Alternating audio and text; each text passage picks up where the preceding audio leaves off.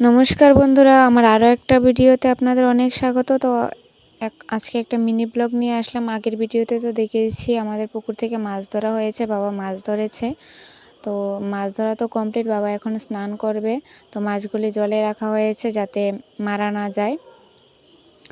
আর ওম খেলা করছিল, তো ওমকে এখন টিভি চালিয়ে দেওয়া হয়েছে স্নান করিয়ে। আর আমার পিসি শাশুড়ি এসেছে, আর পিসি শাশুড়ির ছোটো ছেলে মানে আমার দেওর এসেছে। তো ওকে ভাত দিয়েছি, আর আমরা খাবো বারান্দার মধ্যে সবাই মিলে। আর ওমকে এখন খাওয়াবো না, কারণ ওকে সকালে খাওয়াতে একটু লেট হয়ে গেছে, তার জন্য ওকে পরেই খাওয়াবো।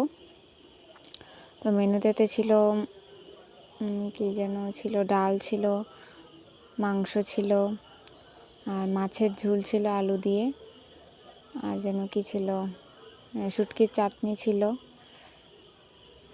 আরও জানি কী ছিল, ভুলে গেছি। আচ্ছা, আমাদের খাওয়া দাওয়া তো শেষ। তো আমরা এখানে একটু বসে গল্প করছিলাম। আর ওই যে বাইকে বসে আছে, এটা হচ্ছে সামনের জন হচ্ছে আমার ননদের ছেলে, আর পিছনের জন হচ্ছে আমার মামা শ্বশুরের বাড়ির ভাসুরের ছেলে। বললামই তো আমাদের বাড়িতে আজকে অনেক অতিথি এসেছে। ফার্স্টে তো তীর্থ, মেঘা, আর ওই যে আমার ভাসুরের ছেলে, আর সকালে এসেছে বাবা। আর এখন দেখুন সন্ধ্যার সময় ওরা এসেছে আগরতলা থেকে, আগরতলা মানে আমতলি থেকে এসেছে, আমতলি ওদের বাড়ি। আর ওরা হচ্ছে আমার আপন জ্যাঠা শ্বশুরের ছেলে, আমার ভাসুর হয় আর কি, ভাসুর, তারপর জায়ের মেয়ে, আর হচ্ছে ননাসের ছেলে এসেছে আমাদের বাড়িতে আজকে সারাদিনই। মানে নারায়ণ একদম আমাদের বাড়িতে প্রবেশ করেছে আর কি।